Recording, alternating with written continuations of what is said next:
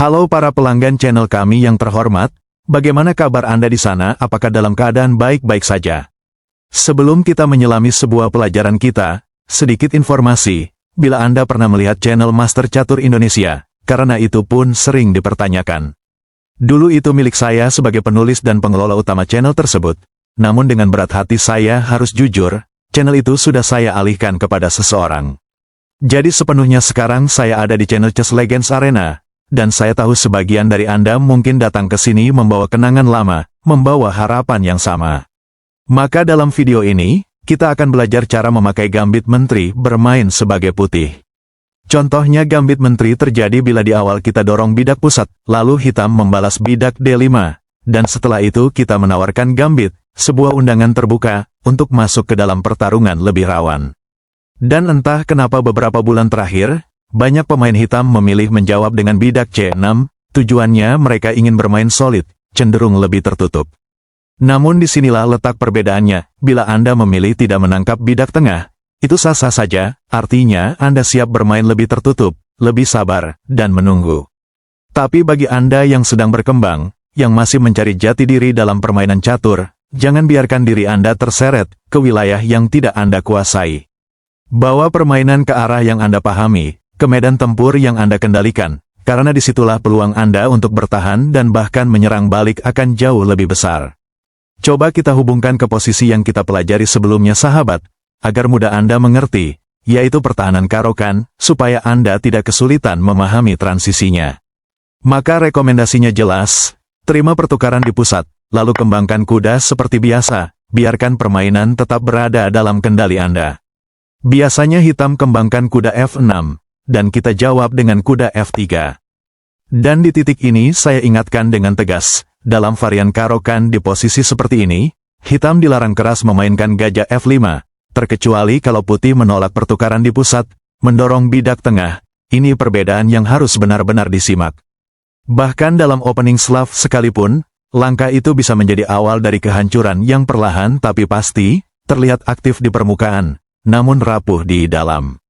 Di mana di posisi ini, yang lebih tepat seharusnya hitam mengembangkan kuda ke C6, atau memilih struktur dengan bidak E6, menjaga keseimbangan dan tetap solid di pusat. Namun ketika hitam menjawab dengan gajah ke F5, sekilas terlihat aktif, seolah-olah keluar dengan tempo, tetapi justru disitulah masalah mulai muncul. Karena setelah gajah terang hitam diaktifkan terlalu cepat, bidak di B7 menjadi lemah, dan ini adalah titik yang sering tidak disadari oleh banyak pemain. Namun demikian, bila Anda benar-benar memahami ide yang sudah saya sampaikan sebelumnya, maka langkah ratu ke B3 menjadi sangat kuat, langsung menekan titik lemah dan memaksa hitam masuk ke posisi bertahan. Ada berbagai kemungkinan respon dari hitam, namun yang paling efektif adalah menarik gajah mundur ke C8.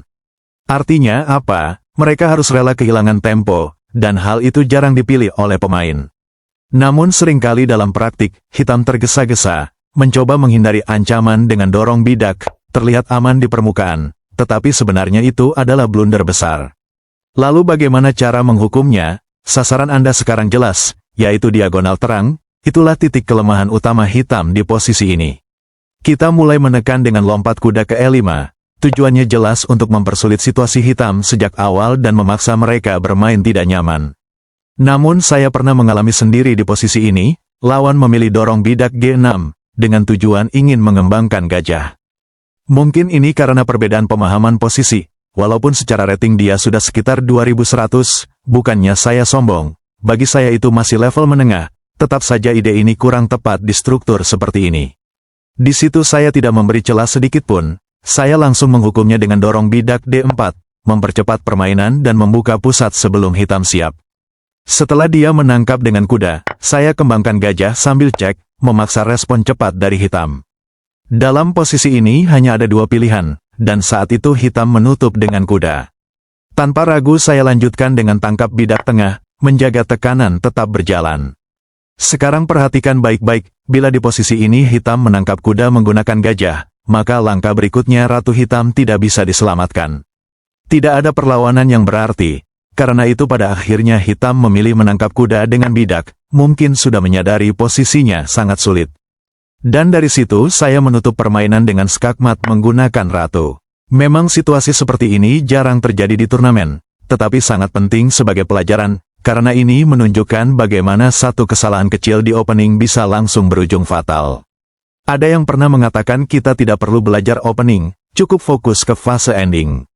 Saya tegaskan itu adalah pemahaman yang sangat-sangat keliru dan kacau balau. Opening, middle game, dan ending itu satu kesatuan yang tidak bisa dipisahkan. Jika Anda sudah kalah di opening, maka fase ending hanya tinggal menunggu hasil secara teknis. Yang paling penting adalah bagaimana membawa opening menuju middle game dengan posisi yang menguntungkan, lalu perlahan transposisi ke ending dengan kondisi yang sudah unggul. Setelah itu baru lakukan pertukaran yang tepat. Ini bukan teori semata, ini praktik yang benar-benar saya lakukan di permainan nyata. Sekarang mari kita kembali ke opsi lain. Kita anggap di posisi ini hitam tidak melakukan kesalahan beruntun. Mereka mulai bermain lebih aktif dengan ratu ke B6, tujuannya jelas untuk melindungi bidak lemah sekaligus menawarkan pertukaran ratu. Perlu saya ingatkan kembali, ketika Anda sudah memiliki keunggulan meskipun tipis, seperti benang halus. Jangan ragu membawa permainan menuju ending. Inilah momen untuk menuju apa yang saya sebut sebagai pengadilan terakhir. Langkah terbaik di sini adalah tetap disiplin, tangkap bidak tengah, paksa hitam mengikuti alur permainan Anda. Setelah hitam menangkap kuda, lanjutkan dengan pertukaran kuda. Sekarang perhatikan perubahan yang terjadi, posisi Anda sudah masuk ke fase ending dengan keunggulan satu pion. Itu adalah keunggulan yang mematikan jika Anda tahu cara menyelesaikannya. Namun ingat, keunggulan tidak akan berarti apa-apa jika Anda bermain pasif. Jangan biarkan perwira Anda diam tanpa peran. Jika perwira ringan masih ada di papan, dan posisi sudah cukup aman, maka raja bukan lagi simbol yang harus disembunyikan. Raja adalah pejuang titik darah terakhir. Bawa dia maju, dukung pion Anda, dan tutup permainan dengan penuh keyakinan. No way. Cara lain dari hitam di posisi ini, mungkin saja mereka memilih ratu pindah ke D7, sekilas ini terlihat sebagai langkah yang jauh lebih logis dan hati-hati. Justru jauh dari perkiraan, di mana tujuannya menopang bidak dua sekaligus. Masih tetap ide yang sama dorong bidak E4, tidak memberi ruang bernafas bagi hitam. Sekarang bila hitam tangkap bidak tengah pakai D5, maka gajah mendarat di B5 cek, terpaksa diblok dengan kuda, diikuti lompat kuda E4, posisi hitam hancur lebur.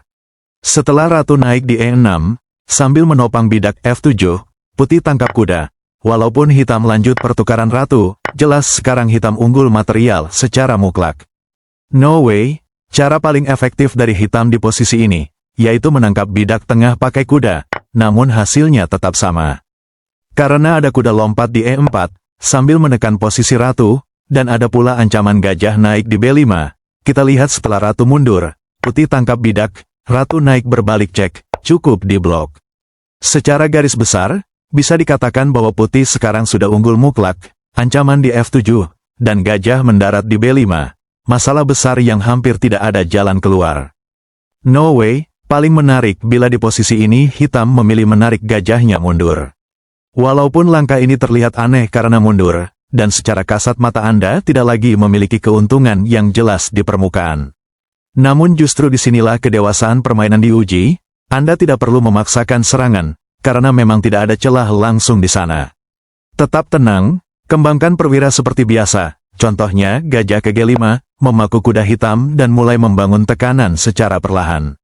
Hitam biasanya menjawab dengan bidak E6, memberi perlindungan pada kuda.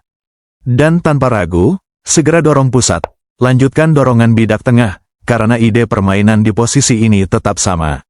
Strukturnya identik, polanya berulang, sehingga walaupun lawan menyimpang atau bermain normal, tetap mudah untuk dipahami arah permainannya.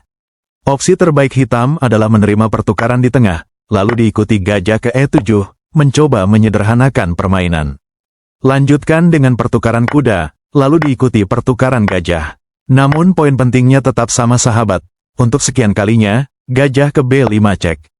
Jika diblok dengan kuda, maka ide berikutnya jelas kuda loncat ke E5, setelah hitam rokade, Anda tangkap kuda.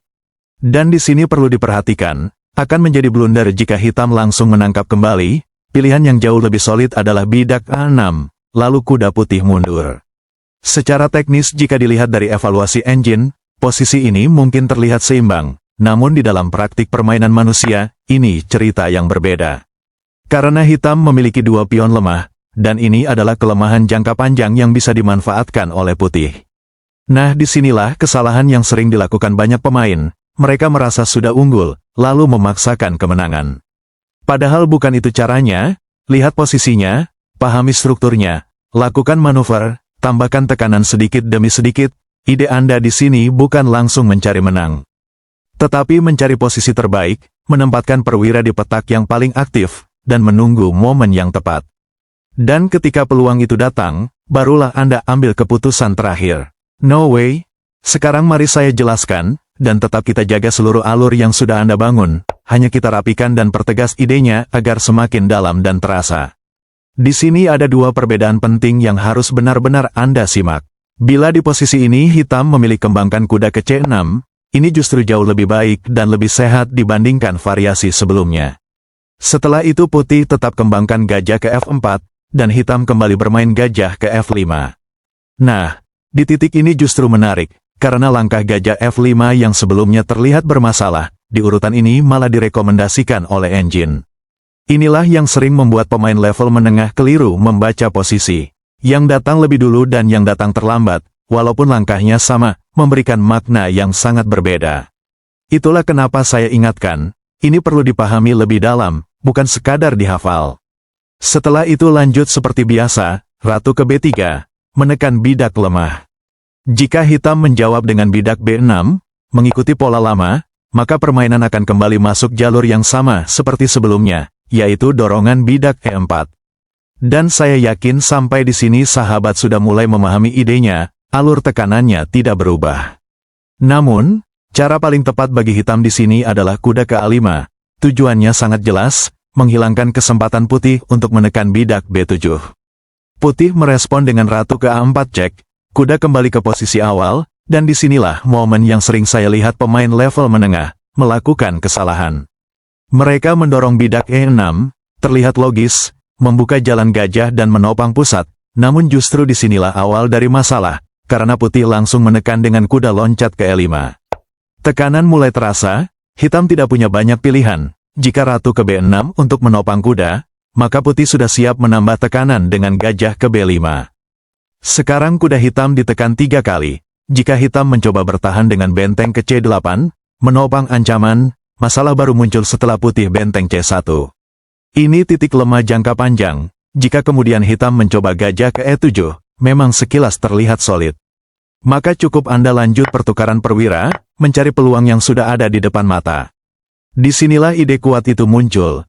Langkah gajah ke A6 menjadi sangat kuat dan hampir tidak bisa dicegah, karena kedua gajah milik putih membatasi pergerakan benteng hitam.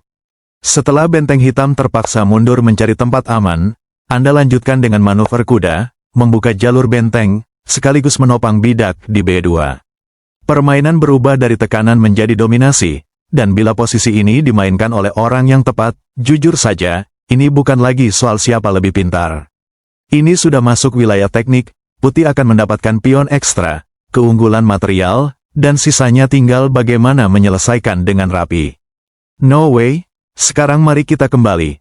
Bagaimana bila di posisi ini, hitam mencoba menopang bidak dengan benteng terlebih dahulu bukan ratu B6, masih pilihan yang tepat.